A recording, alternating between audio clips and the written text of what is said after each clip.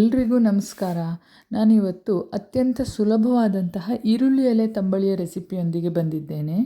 ಸಾಮಾನ್ಯವಾಗಿ ತಂಬಳಿ ಎಂದರೆ ಯಾವುದಾದ್ರೂ ಒಂದು ತಿನ್ನಬಹುದಾದಂಥ ಎಲೆ, ಎಲ್ಲವೂ ಅಲ್ಲ ಕೆಲವು ಎಲೆಗಳನ್ನು ಜೀರಿಗೆ, ಸ್ವಲ್ಪ ಕಾಳು ಮೆಣಸು ಬೇಕಾದಲ್ಲಿ, ಬಿಳಿ ಎಳ್ಳು ಬೇಕಾದಲ್ಲಿ ಇವುಗಳನ್ನೆಲ್ಲ ತುಪ್ಪದಲ್ಲಿ ಹಾಕಿ ಹುರಿದು ಹಸಿ ತೆಂಗಿನಕಾಯಿ ತುರಿಯೊಂದಿಗೆ ರುಬ್ಬಿ ಒಂದೆರಡು ಸೌಟು ಮೊಸರು ಅಥವಾ ಮಜ್ಜಿಗೆಯನ್ನು ಹಾಕಿ ಮೇಲೊಂದು ಸಾಸಿವೆ ಜೀರಿಗೆ ಒಗ್ಗರಣೆ ಹಾಕಿದರೆ ಆಯಿತು ಎನ್ನುವಂತಹ ಒಂದು ಕಲ್ಪನೆ ಇದೆ. ಇವುಗಳನ್ನೆಲ್ಲ ಹೊರತುಪಡಿಸಿ ಇನ್ನೂ ಬೇರೆ ಬೇರೆ ವಿಧದ ತಂಬಳಿಗಳಿವೆ. ಅವುಗಳಲ್ಲಿ ಒಂದು ಈ ಈರುಳ್ಳಿ ಎಲೆ ತಂಬಳಿ. ಅದನ್ನು ಹೇಗೆ ಮಾಡುವುದು ಅಂತ ಈಗ ನೋಡೋಣ ಬನ್ನಿ. ಮಿಕ್ಸಿ ಜಾರ್ಗೆ ಹಸಿ ತೆಂಗಿನಕಾಯಿ ತುರಿಯನ್ನು ಹಾಕಿ ನುಣ್ಣಗೆ ರುಬ್ಕೋಬೇಕು. ಎಷ್ಟು ಸಾಧ್ಯವೋ ಅಷ್ಟು ನುಣ್ಣಗೆ ರುಬ್ಕೊಬಿಡಬೇಕು.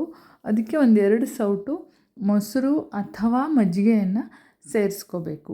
ಯಾವ್ದು ಸೇರಿಸ್ಕೊಂಡ್ರೂ ಓಕೆ. ನಾನಿವತ್ತು ಮಜ್ಜಿಗೆ ಇಲ್ಲ ನನ್ನ ಹತ್ರ, ಅದಕ್ಕೆ ನಾನು ಮೊಸರನ್ನು ಸೇರಿಸ್ಕೊಂಡಿದ್ದೀನಿ. ಮಜ್ಜಿಗೆ ಇದ್ದರೆ ಯೂಶ್ವಲ್ ಆಗಿ ಮಜ್ಜಿಗೆಯನ್ನೇ ಸೇರಿಸ್ಕೊಳ್ತೀನಿ ನಾನು. ಆಮೇಲೆ ಅದಕ್ಕೆ ಎಷ್ಟು ಬೇಕೋ ಅಷ್ಟು ನೀರನ್ನು ಸೇರಿಸ್ಕೋಬೇಕು. ಸ್ವಲ್ಪ ತೆಳ್ಳಗಾಗಿ ಇರಬೇಕು. ರುಚಿಗೆ ಎಷ್ಟು ಬೇಕೋ ಅಷ್ಟು ಉಪ್ಪನ್ನು ಸೇರಿಸ್ಕೋಬೇಕು. ನೋಡಿ, ಹುಟ್ಟು ಬಂದಿರುವಂತಹ ಈರುಳ್ಳಿ ಇರುತ್ತಲ್ಲ, ಅದನ್ನು ಒಂದು ಪುಟಾಣಿ ಪಾಟಲ್ಲಿ ಮತ್ತೆ ಅದನ್ನು ನೆಟ್ಟಿದ್ದೆ. ನೋಡಿ, ಹೀಗೆ ಈರುಳ್ಳಿ ಎಲೆಗಳು ಚೆನ್ನಾಗಿ ಬಂದಿರ್ತವೆ. ಅವುಗಳನ್ನೆಲ್ಲ ಈ ರೀತಿ ಕಟ್ ಮಾಡಿಕೊಂಡು ನೀಟಾಗಿ ಒಂದು ಸಲ ತೊಳ್ಕೊಂಡ್ಬಿಟ್ಟು ಸಣ್ಣಗೆ, ಎಷ್ಟು ಸಾಧ್ಯವೋ ಅಷ್ಟು ಸಣ್ಣಗೆ ನಾನು ಈ ರೀತಿ ಕತ್ತರಿಯಲ್ಲೇ ಕಟ್ ಮಾಡಿ ಡೈರೆಕ್ಟಾಗಿ ಆ ಮಿಕ್ಸಿಗೆ ಹಾಕುವಂಥದ್ದು. ನೀವು ಬೇಕಂದರೆ ಚಾಕೋಲು ಅಥವಾ ಇಳಿಗೆ ಮಣಿಯಲ್ಲೋ ಅದನ್ನು ಎಷ್ಟು ಸಾಧ್ಯವೋ ಅಷ್ಟು ಸಣ್ಣಗೆ ಕಟ್ ಮಾಡಿ ಈ ರುಬ್ಬಿಟ್ಕೊಂಡಿರುವಂತಹ ತೆಂಗಿನಕಾಯಿ ತುರಿ, ಮೊಸರು, ಉಪ್ಪು ಎಲ್ಲ ಹಾಕಿಟ್ಕೊಂಡಿದ್ದೇವಲ್ಲ ಅದಕ್ಕೆ ಸೇರಿಸ್ಕೊಂಡ್ಬಿಡ್ಬೇಕು.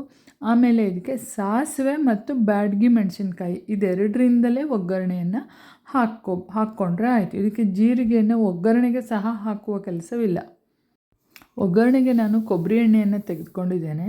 ಕೊಬ್ಬರಿ ಎಣ್ಣೆ ಒಗ್ಗರಣೆ ಚೆನ್ನಾಗಿರುತ್ತೆ. ಇದಕ್ಕೆ ಎಣ್ಣೆ ಕಾದ್ಮೇಲೆ ಒಂದು ಸ್ವಲ್ಪ ಸಾಸಿವೆ, ಒಂದೇ ಒಂದು ತುಂಡು ಬ್ಯಾಡಗಿ ಮೆಣಸಿನ್ಕಾಯಿ ಹಾಕಿದರೆ ಆಯಿತು.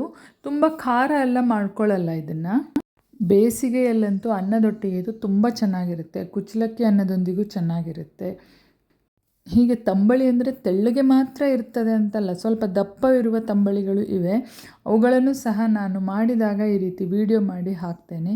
ಧನ್ಯವಾದಗಳು. ಮತ್ತೊಂದು ವಿಡಿಯೋದೊಂದಿಗೆ ಮತ್ತೆ ಸಿಗೋಣ.